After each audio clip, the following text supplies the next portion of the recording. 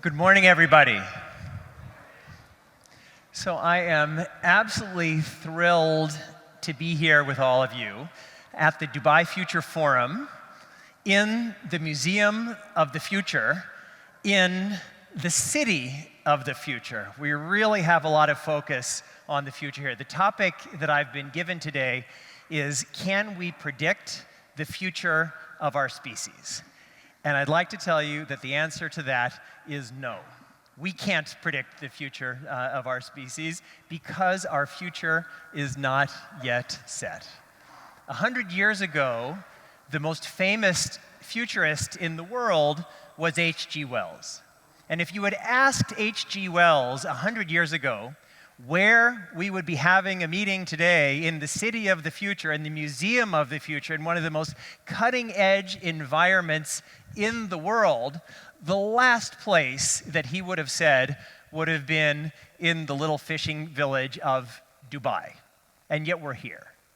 And why are we here? We are here because the parents and grandparents of people in this room had a vision that was very different from the reality that was immediately in front of them. And this was before oil, it was before all of this stuff. They just had a vision of what could be possible and what it was going to take to turn an impossible vision of the future into a reality. That is why we are here today. And so I know this is a meeting of futurists, but we should take away the title of futurist. We should just say, what does it take as a human being to imagine the future that we would like to live in and begin building that future? And what I would say is it takes 3 essential steps. The first is we need to understand to the best of our abilities where we are and how we got here. We need to have a level of honesty and rigor in assessing where we are. I love that this building and all the language around it and even this city is a combination not just of future and future tech and future imagery, but historical imagery, because we cannot build a future out of nothing. A future must be built on the foundation of the past and the present. That's the first step. The second step is we need, to the best of our abilities, imagine various possible futures. As I said, the future is never set. We need to imagine different plausible scenarios, and some will be better and some will be worse. And the third thing that we need to do is to look at the difference between the better scenarios and the worse scenarios, and then ask ourselves, what will it take to increase the odds that we will arrive at these better scenarios? We may never arrive at those scenarios exactly, but the process of holding ourselves accountable, the process of thinking strategically about building the kind of future that we would like to inhabit, that is what is going to get us there. There may not be exactly the place we intended, but like sailing, it's somewhere in that direction. And that's why the key driver of everything that we're talking about is not technology. Technology is an enabler. The key driver is human imagination. And we are at a point in our history as a species where human imagination is being super empowered. Only 100 years ago, there were around 2 billion people living on Earth with roughly a 15% literacy rate. So what did that mean? It meant that there are around 300 million people with the ability to share knowledge essentially beyond their local communities. And a lot could be done in that kind of world. But today, we have a global population of around 8 billion people, an 85% literacy rate, and that means we have 6.5 billion people who are able to share in the world of shared knowledge beyond their local community. So that's a huge increase in brain power. And it's not just that. Because we are networked to each other, nobody has to solve a problem that has already been solved. I think we all remember when we were in elementary school and we had our first classes in world history. And remember, we had the Bronze Age and the Copper Age, and it happened in thousands of years apart in different civilizations. And so it might have taken some civilizations thousands of years to come up with innovations that had already happened someplace else. So at least from thinking about, well, what kinds of cool things can we do with copper, that could be 2,000 years, 3,000 years of just wasted time. Today, if you come up with any kind of great idea, and whether it's a creative algorithm, how to edit the genome of a living cell, really anything, the next day, all of that information, all of that knowledge can be shared with everyone on Earth. So the starting point, the baseline for everybody who's waking up every morning to solve a problem is not them. It's all of humanity. So everybody is solving new problems. On top of that, we now have these technologies that are come as a result of this innovation, and they are also empowering that innovation. We have a shorthand when we talk and think about technology of saying we have different technologies. We have computers, and we have machine learning algorithms, and we have biotech and nanotech. But the truth of the matter is there's just one technology. There's just one science. There's just one nature. I mean, could be any example could tell this story, but what is a computer chip? It's certainly it's mathematics, it's physics, it's material science. There are all kinds of things that go into a computer chip. So is a computer chip part of the computer revolution, or is it a manifestation of multiple things that are all coming together? And that makes, in my mind, relatively clear, a very essential point that what we're experiencing is a superconvergence of technologies.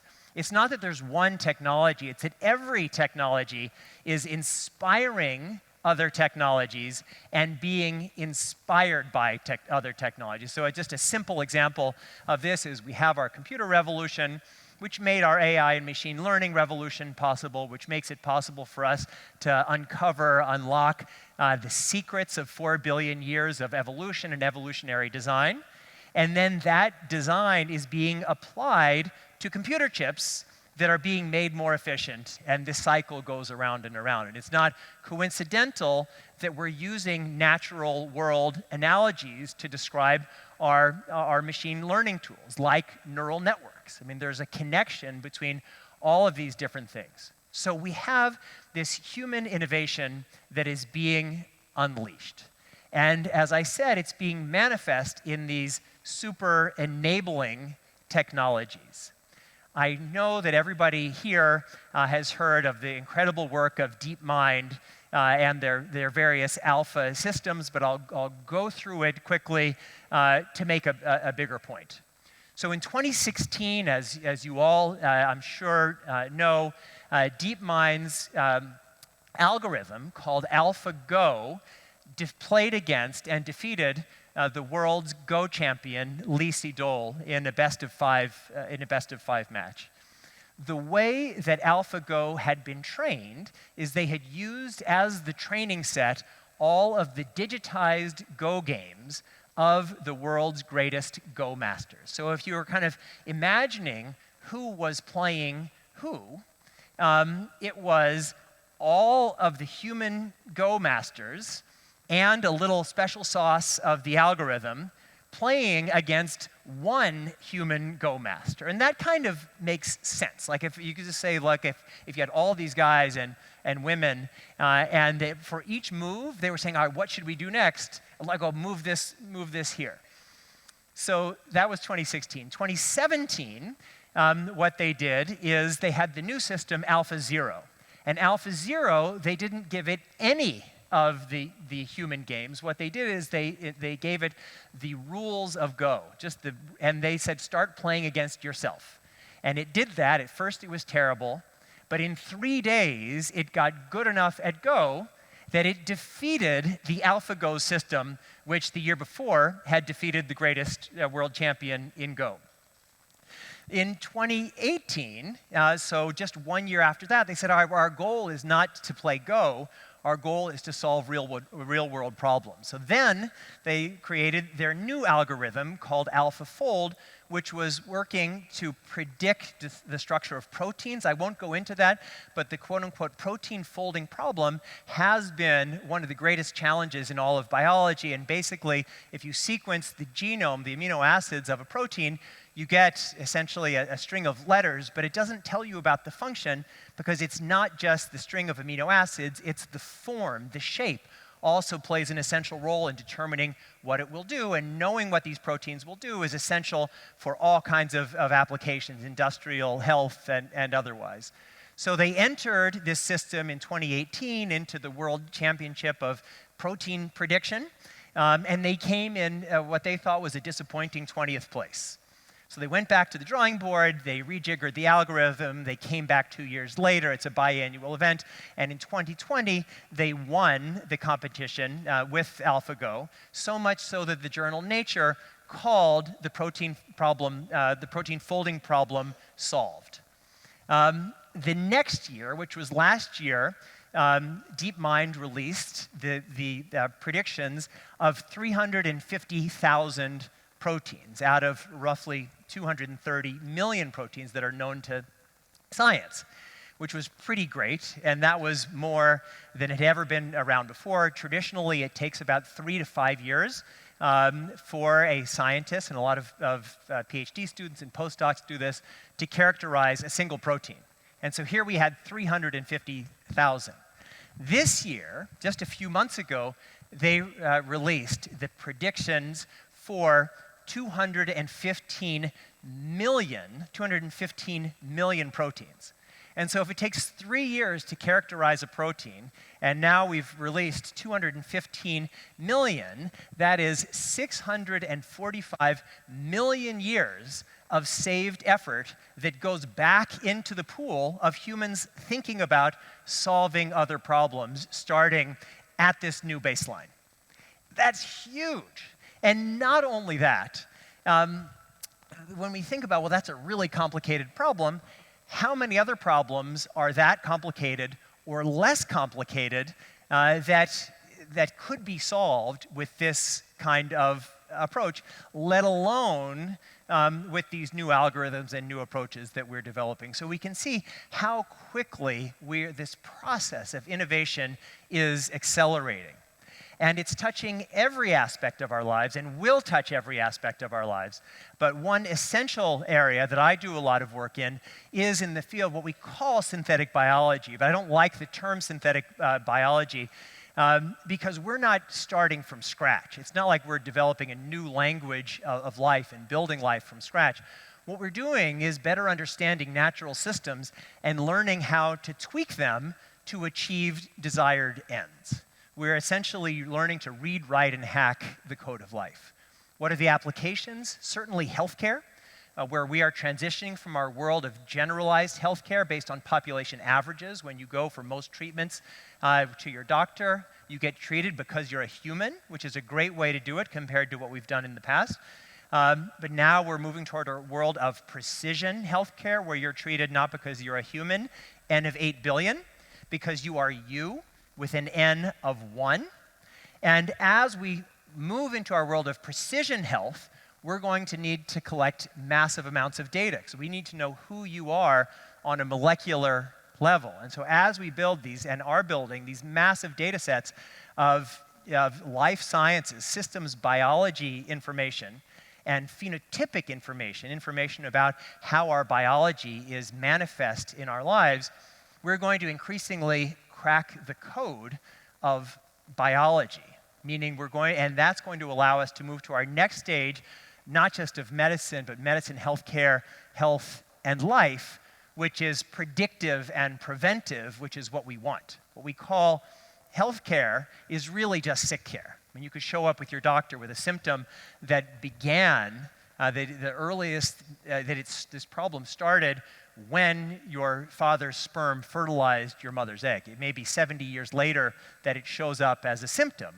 but wouldn't it be better to think about prediction and prevention as a foundation of the way we do healthcare? We're already thinking differently about baby making. We live in a world where we have a tool called pre-implantation genetic testing, which is essentially embryo selection. We already live in the world of CRISPR babies. The world's first genome-edited human babies already exist. There are all kinds of ethical issues. I certainly have resoundingly condemned the Chinese scientist who was responsible for this. But this will be a part of our future as a species. And it's not just about these human health applications. In agriculture, we live in a world that exists as it does because of agriculture. The reason we could go from 2 billion people 100 years ago to 8 billion now is because of the Green Revolution. It's because of this revolution in agriculture. But we're going up to 10 billion people by 2050. And if we just continue to do what we're doing as we're doing it, we're going to need, estimates are 70% more arable land, and we don't have it. Not only that, lots of arable land is becoming less arable because of climate change. So we could move everybody who lives around the equator and move them all to Canada and Russia and other places. Or we could say this change is happening very fast, and given that agriculture is itself a radical biotechnology, how can we wisely use the tools of biotechnology so that people can live fulfilled, safe lives? Animal agriculture. Right now, humans, we slaughter 70 billion land animals per year. 75% of them live in industrial animal farms. And these are very, very difficult, challenging places, not just for the cruelty to the animals, but they're full of antibiotics, which has huge implications for human health, massive climate implications, environmental implications. And so, yes, we probably should all be eating less animal products. But if we are treating animals in these industrial farms like the means to an end of our nutrition, we're not treating them as animals who we love with dreams and who love their children and have life aspirations just like we do, wouldn't it be better if we could, rather than grow the animal, grow bioidentical meat through cell-cultured processes so we have the meat without all of these negative externalities? And that's a process that's already begun. The world's first cell-cultured burger was 2013 in the Netherlands. It cost about $375,000 to generate it. But now a cell-cultured burger costs about $10, and it's moving toward parity. That doesn't mean that that's all we're going to eat, but we need to start thinking of the entirety of our food systems. Industrial products. McKinsey estimates that 60% of all of the physical inputs to the global economy have the potential to be disrupted by the tools of quote-unquote synthetic biology. And what this means is, rather than digging down and cutting up resources, we have an opportunity to grow the resources that we need in a far more sustainable way. I could go on and on. DNA data storage is another area.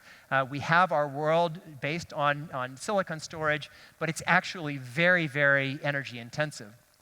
DNA is 1 million times denser than silicon, and it lasts a lot time longer. We're digging up DNA samples in the permafrost from 1 million years ago, and it's readable. And so DNA data storage is going to have to be part of the mix of how we maintain our heritage, our intellectual heritage across future generations. So all of this is really exciting, and it's moving forward very, very rapidly by multiple drivers. One is that we all have the very different cultures, and some cultures are more comfortable with these technologies, others are less so, and we live in a world of competition where people are wanting to do things differently. It's part of being human to explore what we can do with the technologies that we have. But there are very, very real dangers of equity, who has access to these technologies. Diversity. We think of diversity as a way of having schools and universities that represent the breadth of our communities, but from an evolutionary perspective, diversity is something far more deeper and more profound. It's the sole survival strategy of our and any other species. So we need to be very mindful of diversity and complexity. We are talking about interfering with very complex ecosystems that we don't fully understand. And so while we are a hubristic species, we need to train ourselves in far greater humility. An even greater threat that we face is the threat of existence. These technologies are so powerful. We are amassing for ourselves these powers that for millennia we have attributed to our gods. And the question that will determine our future is, can we ensure that our most cherished values guide the application of our most powerful technologies? That's why this combination, this connection between the past, present, and future is so essential. If we think about technology, the technology story, as something that's beginning now, we are going to be in tremendous danger. We need to say, we have fought hard to develop our ethical systems, our moral systems. How do we make sure that these cherished values are integrated into every decision that we make about how these technologies are developed and deployed? And so we can think about different scenarios, and for every one of these technologies that I've mentioned, you can have the positive story and the negative story. We can imagine synthetic biology curing diseases and helping us live longer, healthier, more robust lives, or creating deadly pathogens that kill billions, potentially, of people. We can think about these technologies of ways of making our biosphere more livable, not just for humans, but for all species, or the exact opposite. For every one of these ideas, for every one of these possibilities, there's a positive story and there's a negative story. And so I talked about these three different ways: understanding where we are and how we got here, articulating and imagining the different scenarios. And third is saying, well, what are the things that we need to do now to increase the odds that we can have a positive story and not a negative story? And so I'll just quickly say just a few levels of intervention and how we might think about it.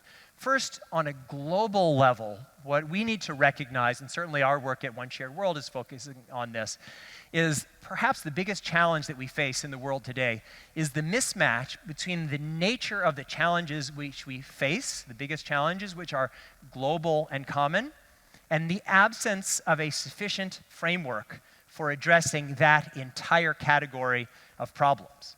So we see the manifestations of this global collective action problem. We call them by their individual names: climate change, pandemics, nuclear arms proliferation.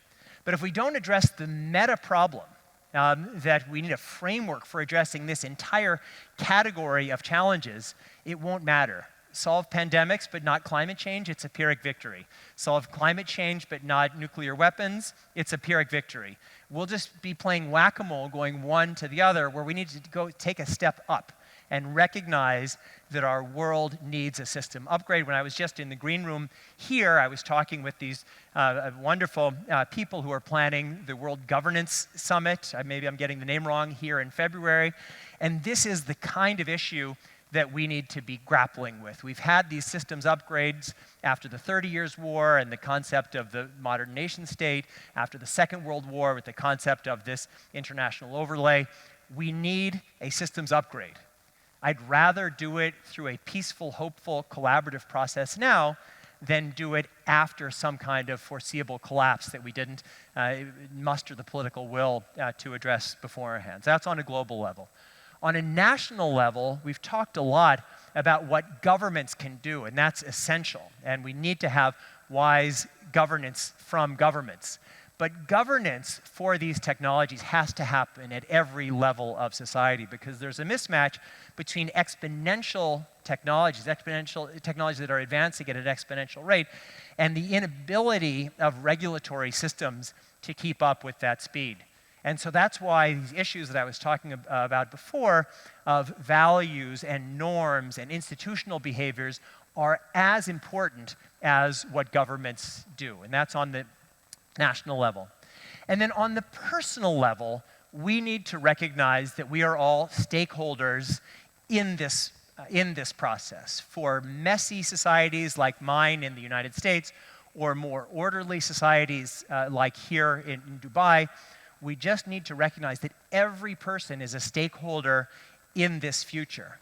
And the safest way, the best way that we can build this kind of future is if we have structures and processes so that people can be heard in all of our diversity, because these technologies are going to fundamentally change our lives. And as I said before, the determinant of whether we have a better story or a worse story is not the technologies, but it's us. Because just like I spoke about earlier, where the people the leaders in Dubai and everybody in Dubai was imagining a different future and building that future, we need not just to imagine the kind of future that we'd like to inhabit, but roll up our sleeves and do the hard work to build it. Thank you very much.